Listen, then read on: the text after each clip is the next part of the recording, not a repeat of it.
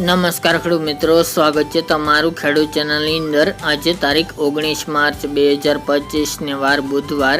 આજના થરાદ માર્કેટ યાર્ડના તાજા બજાર ભાવ તો ખેડૂત મિત્રો આજે જીરુના સૌથી ઊંચા ભાવ 4431 રૂપિયા નોંધાઈ રહ્યા છે। થરાદમાં આજે 200 રૂપિયાનો યથાવત વધારો જોવા મળી રહ્યો છે। જીરુની બજાર ધીરે ધીરે ઉછાળા તરફ આગળ ચાલી રહી છે, જ્યારે વરિયાળી તેમજ મેથી અને એરંડાના ભાવ પણ સામાન્યથી થોડા ઊંચા જોવા મળી રહ્યા છે। તો ચાલો આપણે જાણી લઈએ કે આજે રાયડો, જીરું અને અજમાના ભાવ શું ચાલી રહ્યા હતા।